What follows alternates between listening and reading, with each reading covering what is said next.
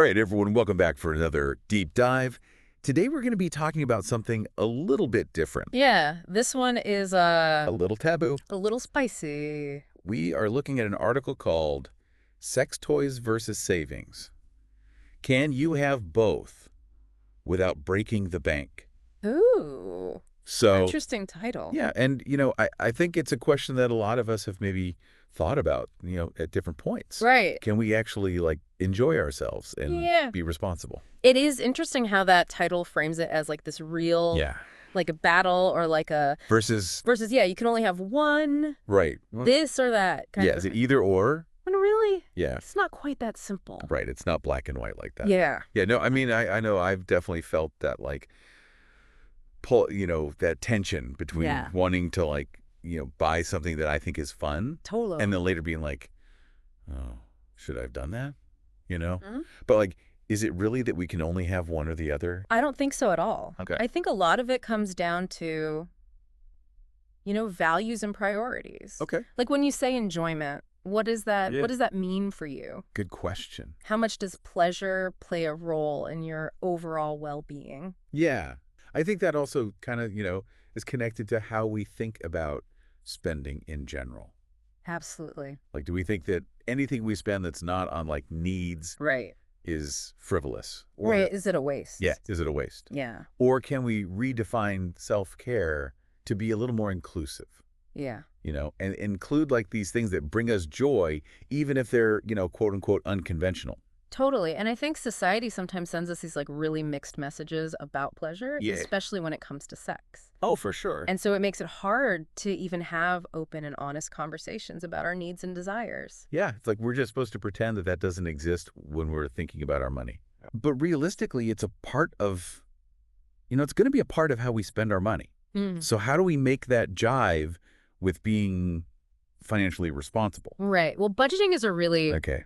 understanding and embracing the power of budgeting can be so helpful. Okay. I think people think about budgets as restrictive, Yeah. but I think they can be really empowering. Good. Because it lets you make conscious choices about where your money is going Yes. and make sure that it's really in alignment with what matters to you. So how can we actually create a budget that allows us to save, but Mhm. also enjoy ourselves without the guilt? Yeah, there's this really popular method called the 50-30-20 method. Okay, I've heard of this. Have you heard of this? I have, yeah. Yeah, so it's basically you're allocating 50% of your after-tax income to needs, Okay. 30% to wants, and then 20% to savings and debt repayment. Okay. And that 30% for wants, that's where you get to, decide Yes. what brings you joy, whether that's a new book, Yeah. dinner with friends, new sex toy, whatever. Yeah. I love that. I love that breakdown because it does take the guilt away. Right. Because it's already Built in. it's built in, you've accounted for it. Yeah. But for someone who's never budgeted before, even that might sound Yeah, overwhelming. for sure. So where can they go to get some help? There are so many great resources out there now, Yeah.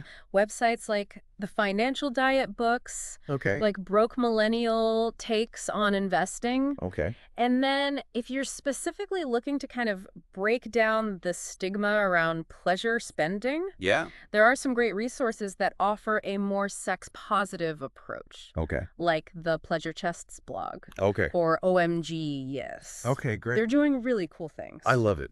This is so helpful because it's really about changing how we think about this Totally. and taking control Yes. so that we can live a life that feels good Absolutely. without always feeling like we're depriving ourselves. Yeah, you don't have to sacrifice anyone. Right. You can have it all. And it's funny because the title of the article is Sex Toys versus Savings. Right. But really what we're talking about is not having to choose. Yeah. It's about making a plan Exactly. so that you can have both. It's all about intentionality. Yeah. Making intentional choices, Yeah. having a plan and being thoughtful about it. Yeah. I love that. And it's, it doesn't have to be this rigid thing. Right. It's a living document. Yeah. It changes. Yeah. It evolves as we do. As you change, your priorities change. Yeah, exactly. Exactly. Well, this has been super helpful. I'm glad. I think the big takeaway is, we can have both. Yeah. We can enjoy life Uh-huh. and we can also be responsible and plan for our future. Exactly. And I think to kind of leave everyone with something to think about. Yeah. What is one small change that you could make in your budget today that would let you save a little bit more, Ooh, but still make space for the things that you enjoy? I love that. Like maybe it's bringing your coffee from home Okay. instead of going to the coffee shop every day. Yeah. Maybe it's packing your lunch a couple times a week. Yes. Little things like that, they can really add up. Yeah, those little things add up. And then free up money to spend. For the fun stuff. Yeah, guilt-free on the things that you enjoy. I love it. That's a great place to leave it. I think so. So thank you, everyone, for joining us for another deep dive. We will see you next time. Bye, everyone.